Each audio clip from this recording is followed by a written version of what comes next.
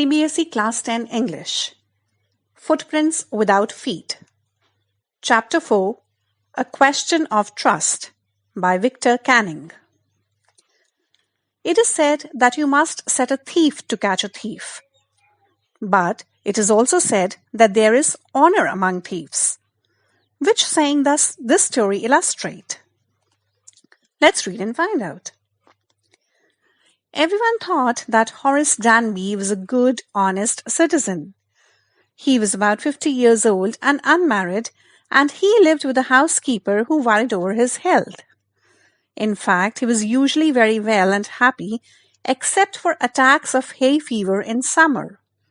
He made locks and was successful enough in his business to have 2 helpers. Yes, Horace Danby was good and respectable, but not completely honest. 15 years ago, Horace had served his first and only sentence in a prison library. He loved rare, expensive books, so he robbed a safe every year. Each year he planned carefully just what he would do, stole enough to last for 12 months, and secretly bought the books he loved through an agent. Now, walking in the bright July sunshine, he felt sure that this year's robbery was going to be as successful as all the others. For 2 weeks he had been studying the house at Shotover Grange, looking at its rooms, its electric wiring, its paths, and its garden. This afternoon the 2 servants who remained in the Grange while the family was in London had gone to the movies. Horace saw them go, and he felt happy in spite of a little tickle of hay fever in his nose. He came out from behind the garden wall, his tools carefully packed in a bag on his back. There were about £15,000 worth of jewels in the Grange safe. If he sold them one by one, he expected to get at least 5,000, enough to make him happy for another year. There were 3 very interesting books coming up for sale in the autumn. Now he would get the money he wanted to buy them. He had seen the housekeeper hang the key to the kitchen door on a hook outside.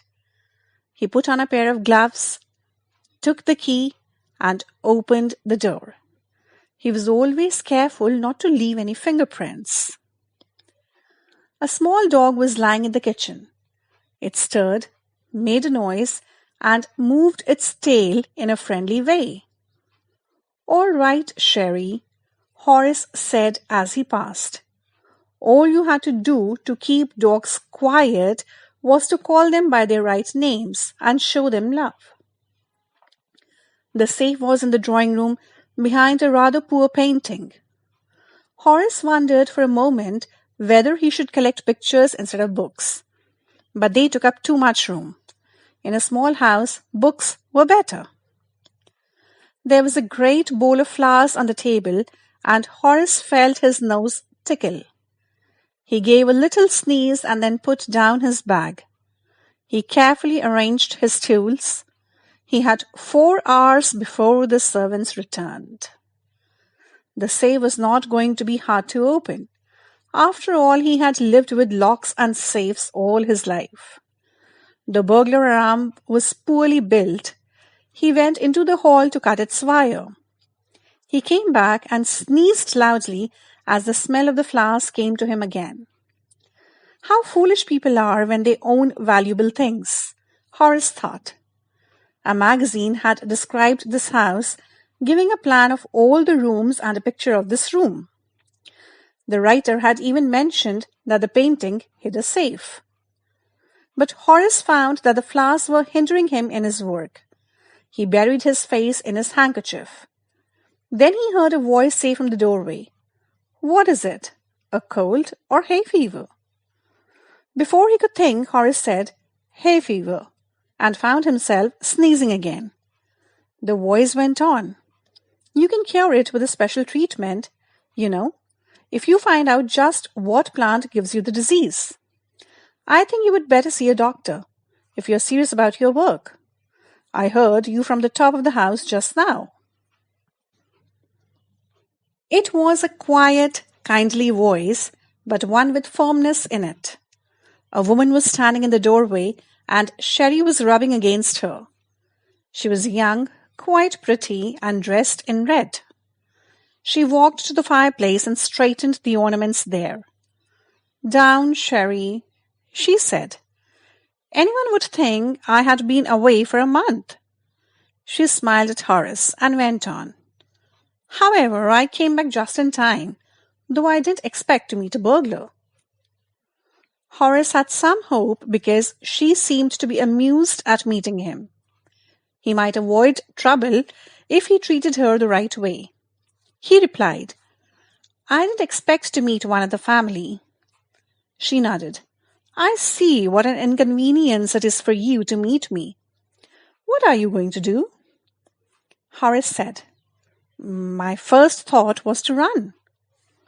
"Of course, you could do that. But I would telephone the police and tell them all about you. They would get you at once." Horace said, "I would, of course, cut the telephone wires first and then—" He hesitated, a smile on his face. "I would make sure that you could do nothing for some time. A few hours would be enough." She looked at him seriously. "You would hurt me." Horace paused and then said, "I think I was trying to frighten you when I said that." "You didn't frighten me." Horace suggested, "It would be nice if you would forget you ever saw me. Let me go." The voice was suddenly sharp. "Why should I? You were going to rob me. If I let you go, you will only rob someone else. Society must be protected from men like you." Horace smiled. "I am not a man who threatens society. I steal only from those who have a lot of money. I steal for a very good reason, and I hate the thought of a prison."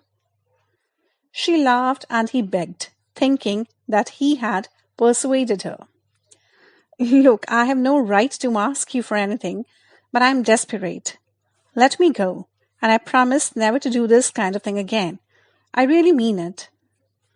She was silent, watching him closely. Then she said, "You're really afraid of going to prison, aren't you?"